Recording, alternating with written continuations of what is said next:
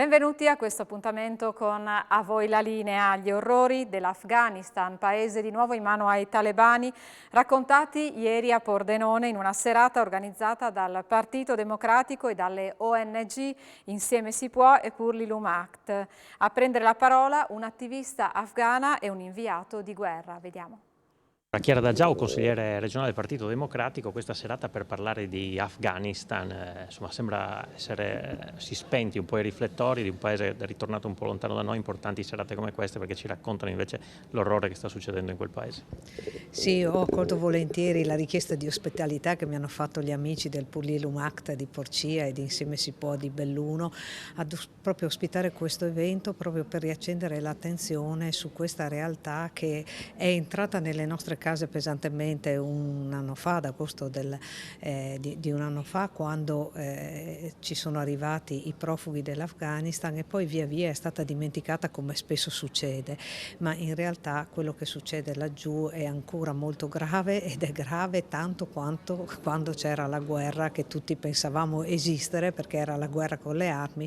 Oggi però la situazione sotto la dittatura dei talebani è ancora pesante soprattutto per le donne ed è un onore per me poter ospitare questa sera una donna che sta combattendo insieme a tante altre donne per emancipare le donne stesse, garantire la possibilità di andare a scuola e costruire quindi una speranza perché possa tornare veramente un regime democratico in Afghanistan.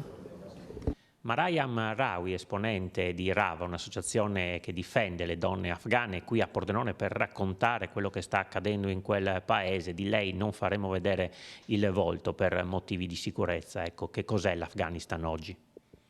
Well, it's very hard to describe the situation in my country just in very short time.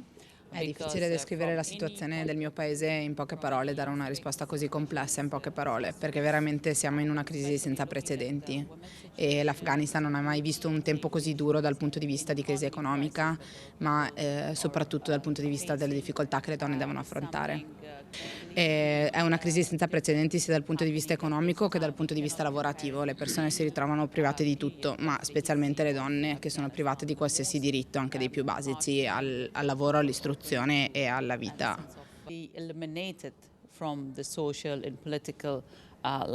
Visto in questi giorni si sta molto parlando delle donne iraniane, c'è stata una grande protesta che stanno facendo, è possibile che accada una cosa del genere anche in Afghanistan? Certamente se guardiamo a quello che sta succedendo in Iran è qualcosa che ci commuove profondamente, che ci ispira e che vorremmo poter riportare e riprodurre in Afghanistan in un certo senso. E se compariamo quello che sta succedendo ora con quello che è successo nell'Afghanistan di 20 anni fa, del primo regime talebano, sicuramente abbiamo una mobilitazione femminile e di proteste notevolmente maggiore. Purtroppo però non è comparabile con quello che sta succedendo in Iran, che certamente appunto ci ispira, è di grande ispirazione di modello, ma la resistenza afghana e le proteste afghane purtroppo al momento sono ancora più deboli, quindi sicuramente ci tocca, ma per il momento resta un'ispirazione. Daniele Giaffredo, direttore di Insieme si può, una ONG veneta che insomma ha contribuito a realizzare questa serata. Sì, quello che noi cerchiamo di portare avanti da sempre, che il nostro gruppo locale qui, Pur Act di Porcia, porta avanti, è in primo luogo l'informazione, cioè far sapere, accendere sempre una luce su quello che sta capitando in un paese che è stato totalmente dimenticato. E poi il secondo aspetto è trasformare questa informazione, che spesso sfocia per fortuna in coraggio da parte nostra, indignazione, poi voglia di fare, in progetti concreti. Portiamo avanti soprattutto programmi in favore delle donne, educazione, istruzione, microcredito, laddove creano veramente un presente e un futuro diverso per migliaia di loro. Nico Piro, giornalista, inviato di guerra e scrittore, quello che accade in Afghanistan sembra essere purtroppo un film già visto. Ma il 15 di agosto del 2021 è finita la guerra, non è finita come voleva l'Occidente, perché hanno vinto i talebani, il cosiddetto Afghanistan democratico, governo democratico è imploso e il paese è tornato esattamente, la storia ha percorso una traiettoria circolare, siamo tornati esattamente al 2001, prima dell'invasione, il paese è sotto pieno controllo dei talebani ed è tornato agli anni 90 anche dal punto di vista sostanzialmente dell'organizzazione sociale, dei diritti civili. Le donne non vanno più a scuola, dal 7 settembre del 2021, l'unico paese al mondo dove alle donne è vietato, donne e ragazze, è vietato dopo la sesta classe, che sarebbe l'equivalente dopo la nostra licenza elementare, è vietato andare a scuola, continuare gli studi. C'è un arretramento generale che è figlio anche di 20 anni di una guerra sbagliata e di una ricostruzione fallita. Voltiamo decisamente pagina e ci occupiamo di sport, perché ieri a Telefriuli è stato ospite l'ex allenatore dell'Udinese Gigi Del Neri, che ha parlato della sua esperienza sulla panchina friulana e sull'attuale rosa a disposizione di Sottil. Potessi rubare un giocatore, dice Del Neri, sarebbe l'attuale Pereira. Quando Del Neri arriva a Udine, insomma, soprattutto i friulani hanno creduto molto, naturalmente, non solo per la capacità e la qualità dell'allenatore, la sua storia, ma anche per il fatto territoriale, no? Arrivi in conferenza, se non ricordo male io c'ero, ti concedi anche un passaggio in friulano, no? Per far capire, insomma, dove eravamo. Il mio friulano. Il tuo friulano. Siamo. Poi, mister, però la storia non è andata come ci si aspettava. Cosa non ha funzionato nella tua storia con l'Udinese? È stato un arrivo importante, come concetto. E le cose sono andate giuste, nel senso pratico, perché ci siamo salvati bene, abbiamo dato possibilità ai giocatori di emergere, tipo Fanati, poi Yankton, che non giocava mai, secondo il mio punto di vista, tipo De Paul, che cominciava così a reggere, aiutati anche dai giocatori importanti, per Zapata, Teo erano giocatori in quel momento lì molto importanti. Niente, mi ha fatto un campionato importante, l'anno dopo ci sono state delle difficoltà oggettive inizialmente per costruire, per dare un po' dei ricambi e non è andata bene, anche se probabilmente con un po' di pazienza in più si poteva lavorare un po' più a lungo. Però il calcio in questo momento qui, in questi anni, non è più paziente, quindi l'esonero è stato una normale via di un rapporto che non c'era più probabilmente, che ci sta nel mondo del calcio, perché come si lavora ci sta anche.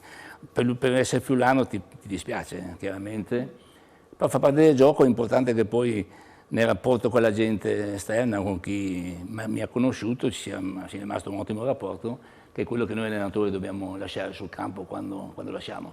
E questo mi sembra l'unica cosa, rispettando poi le leggi del calcio, che noi sappiamo sempre essere quelle che molto un papa si fa un altro, sempre, e poi soprattutto che siamo pronti anche a essere esonerati, a essere presi, per poi far parte del gioco. Che giocatore invidia Sottil rispetto a quelli che ha avuto lei? Ma io Dai, potesse pescarne diciamo uno, così, gioca nel passato e lo mette nella sua Udinese. È facile dire dell'Ufeu, io direi Pereira. Pereira si sarebbe preso? Sì. Beh, avrebbe avuto anche qualche anno in meno. Perché, parlo di esempi di giocatori, sì, chiaramente. Capito. Sono tanti giocatori che sono bravi, no? Abbiamo detto prima, anche giovani. Sì. Però se devo dire uno che può essere determinato in campo come giocatore, penso che Pereira sia quello che ha le migliori qualità per essere un uomo squadra. Dell'Ufeu è un giocatore di grande qualità, che lavora... Più individualista, diciamo. No, sì, però di grande qualità. Lavora anche per la squadra alla fine, sì. Però Pereira mi sembra un giocatore molto più... Quindi Pereira, perché ci chiedevano, no, il Dibe ci fa ricordato effettivamente un bel verbo, dice quindi De Paul ha imparato a sgarfare, Pereira è uno che avrebbe sgarfato bene nell'Udinese. Sicuramente, ma sta sgarfando anche adesso, perché sta lavorando molto, infatti è uno che lavora molto per la squadra, e a me i giocatori mi piacciono. Sempre simpatico il mister. Noi ci separiamo adesso per una breve pausa pubblicitaria e ci ritroviamo subito dopo per la seconda parte di A voi la linea.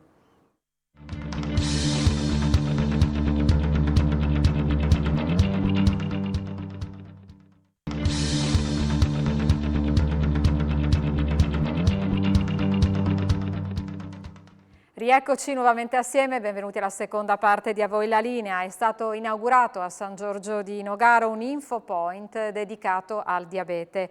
Presente al taglio del nastro anche il presidente del Consiglio regionale Piero Mauro Zanin. Abbiamo sostenuto questa iniziativa di creare questi infopoint diabetologici sui comuni della nostra provincia di Udine e con grande soddisfazione 14 comuni hanno aderito, quindi i volontari dell'associazione presteranno i loro professionisti, i loro volontari in queste strutture messe a disposizione dei comuni dove il cittadino può accedere per conoscere il problema del diabete, per fare alcuni esami semplici per capire la sua condizione, per fare attività di prevenzione, di formazione sugli stili di vita, perché il diabete è una malattia che può essere prevenuta attraverso un'alimentazione sana e anche dei buoni stili di vita. Quindi un investimento che facciamo sulla prevenzione, sul coinvolgimento delle associazioni, sul volontariato, cui va il grazie perché lo fanno in maniera gratuita, mettendo a disposizione generosamente il proprio tempo e le proprie competenze, integrate con quelle che sono le strutture degli enti locali e del sistema salute regionale. E quindi un'alleanza positiva di grande valore anche dal punto di vista etico, perché dimostra come la cittadinanza attiva si può realizzare e questo è un progetto che la realizza. Questo è sicuramente un punto importante di questa iniziativa, cioè quella della sinergia tra gli enti e soprattutto tra le associazioni di volontariato. Credo che questa sia un'associazione meritoria, che abbia lavorato molto bene e che stia dando dei risultati eccezionali che aiuteranno anche la sanità regionale, cioè che aumenteranno la capacità di prevenzione da parte dei cittadini per garantire la propria salute. Se ci fosse la possibilità di avere una maggior adesione, un maggior coordinamento con altre amministrazioni comunali sul territorio, sicuramente avremmo dei risultati in termini di prevenzione e di cura molto più efficaci rispetto ad oggi. Ecco, però la strada tracciata credo porterà a dei risultati positivi. I 40 anni di volontariato delle persone che hanno partecipato in questi 40 anni ha fatto la differenza. Ci hanno trasmesso quella voglia, quella volontà, quell'esperienza che ci permette di arrivare alla gente in maniera molto semplice. Ecco, oggi stiamo celebrando l'avvio di un'iniziativa che per il momento coinvolge 14 comuni. Ovviamente l'obiettivo è quello di aumentarli ancora, perché più adesioni ci saranno, più possibilità ci sarà di prevenire.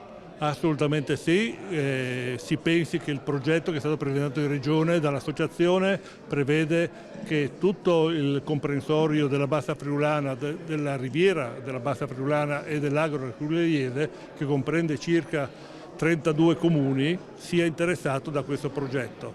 I primi 14 sindaci che hanno aderito come amministrazione anche a questo progetto hanno avuto, diciamo così, il momento giusto per poterlo fare, ma sicuramente nei prossimi giorni, nelle prossime settimane si affiancheranno piano piano gli altri e noi con un po' di difficoltà, ma piano piano riusciremo a raggiungerli tutti quanti. Ci spostiamo adesso a Udine per il collegamento in diretta con la nostra Isabella Gregorato, che sta seguendo la consueta riunione del martedì della Giunta Comunale di Udine. Per un aggiornamento appunto sulle novità ci colleghiamo con Isabella Gregorato, che sta seguendo la conferenza stampa. A te la linea, Isabella. Buongiorno, grazie Monica, saluto i nostri amici telespettatori. Conferenza stampa di Giunta che è appena iniziata, si è aperta con l'annuncio di nuovi parcheggi, della possibilità di avere nuovi parcheggi nella zona del Parco del Cormor. Si parla di un investimento di 900.000 euro, tra l'altro si arriverà ad avere 200 posti auto. Poi il sindaco ha anche annunciato, ha dato la notizia per quanto riguarda la situazione del Contarena, che il Consiglio di Stato praticamente ha oggi respinto il ricorso presentato da Spritz Time. In questo modo si chiude l'intera vicenda del Contarena, e con noi c'è anche l'assessore alla sicurezza Alessandro Ciani per parlarci di questo problema di Deor, che tra l'altro necessita di chiarezza. Ci sono gli stessi esercenti che hanno bisogno di sapere, di capire fino a quando potranno ottenere appunto il posto all'aperto. Fino a giugno del prossimo anno avete deciso? Fino a giugno del prossimo anno, perché abbiamo deciso, anche sulla base di un'interlocuzione che abbiamo avuto con l'amministrazione regionale, c'è stato insomma negli scorsi giorni un intervento molto forte da parte del Presidente della Regione per risolvere questo problema. Noi abbiamo deciso di fare un passo in avanti e di prorogare tutte le occupazioni di suolo pubblico dei nostri bar, dei nostri ristoranti fino al 30 giugno del 2023. Siamo stati il primo comune in regione, uno dei primissimi in Italia, che dopo il lockdown aveva ampliato le occupazioni per consentire alle persone di consumare in maggiore sicurezza.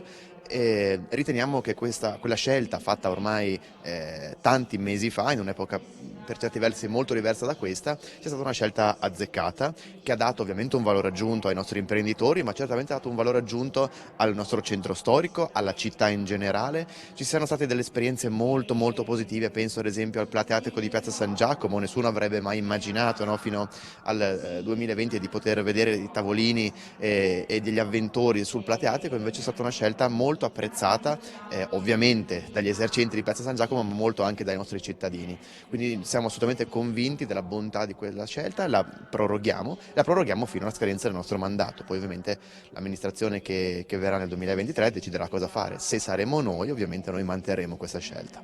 Senta, i problemi ci sono anche perché c'è di mezzo chiaramente la soprintendenza, no? Quindi non è una decisione che un comune possa prendere da solo. In realtà proprio ieri la soprintendenza ci ha comunicato il fatto che l'accordo tra regione e ministero, che è un accordo che consente ai comuni di adottare dei regolamenti e facilitare le procedure, a differenza di quanto ci era stato comunicato precedentemente, resta ancora valido. Questo è un elemento di novità molto importante che noi ovviamente abbiamo accolto con grande favore.